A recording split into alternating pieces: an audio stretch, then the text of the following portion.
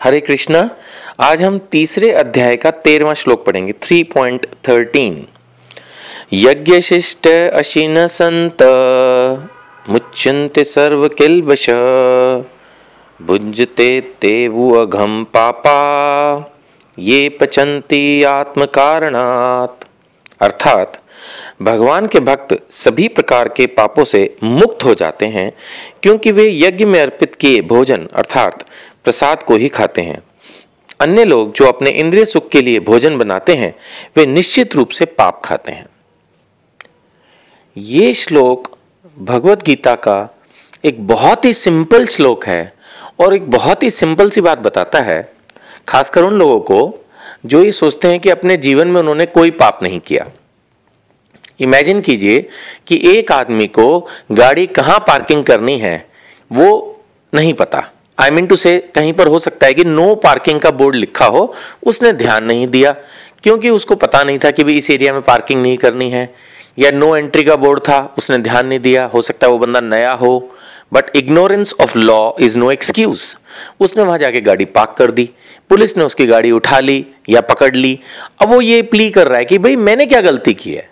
गलती सर आपने ये की कि आपने वहां गाड़ी पार्किंग कर दी जहां पार्किंग अलाउड नहीं थी। सिर्फ आपको ये मालूम नहीं था कि यहां पार्किंग नहीं हो सकती, इससे वो बात सही थोड़ी हो जाएगी। आप बोलते रहिए, चले जाइए कोर्ट में, जहां मर्जी जाइए। अगर एक एरिया नो पार्किंग जोन है तो आप वहां पार्किंग नहीं कर सकते, बात खत्म। ऐसे ही बहुत सारे ऐसे लोग हैं जो बहुत सीधे साधे हैं, नेक हैं, लेकिन वो अपने बारे में ये सोचते हैं कि उन्होंने अपने जीवन में कभी कोई पाप नहीं किया। उनकी दृष्टि में शायद भगवान को भोग लगाए बिना कुछ भी खा लेने में कोई पाप नहीं है। लेकिन जैसा मैंने अभी बार बार कहा, ignorance of law is no excuse. Bhagavad Gita पे विश्वास ना करने से भगवत गीता झूठी नहीं हो जाएगी, भगवत गीता बेकार नहीं हो जाएगी। अगर गवर्नमेंट ऑफ इंडिया ने कोई रूल बना रखा है और हम उस रूल पे विश्वास नहीं करते तो इसका मतलब ये तो नहीं कि वो रूल बेकार हो जाएगा या हमें सजा नहीं मिलेगी।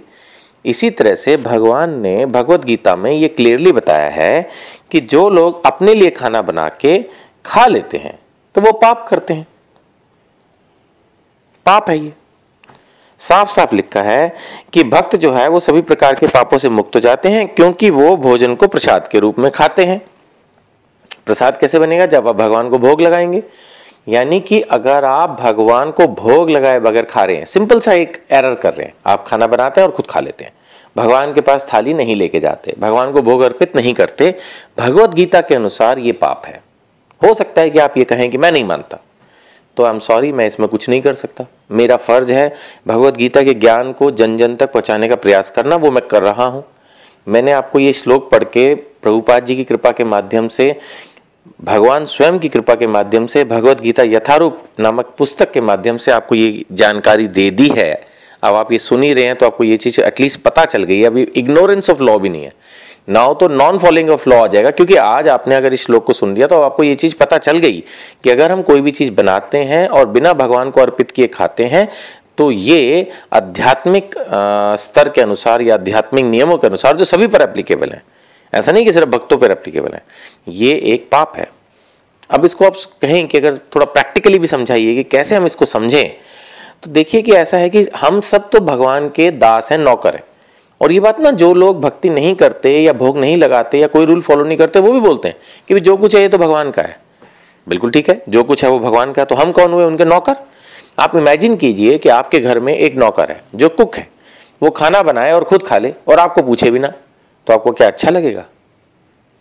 डेफिनेटली नहीं अच्छा लगेगा। अभी आप हो सकता है कि बस बहस करने के लिए मन में सोचे हाँ हाँ कोई फर्क नहीं पड़ता मुझे, बट हमेशा ही वो अगर ऐसा करे कि अपने लिए बनाए पकवान खाए और आपको पूछे नहीं, आप ही के घर में आप ही का नौकर।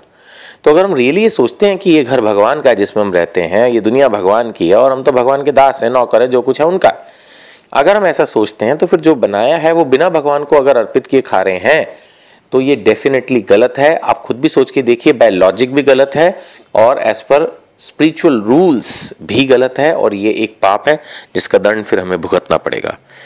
तो मेरी सभी भक्तों से ये प्रार्थना है कि आप, ज़्यादा देर नहीं लगती, 2 मिनट लगती है, कोई भी चीज़ बनाएं, कोई भी चीज़ लाएं, आप उसको भगवान को पहले तुलसी पत्ते के साथ हरे कृष्ण महामंत्र के उच्चारण के साथ घंटी बजाते हुए भगवान को ऑफर कीजिए और उसके बाद उसको अपने प्रसाद में मिक्स करके खा लीजिए। सिंपल प्रोसेस है, इसको अपनाइए और दिन प्रतिदिन होने वाले पाप से बचिए। हरे कृष्णा।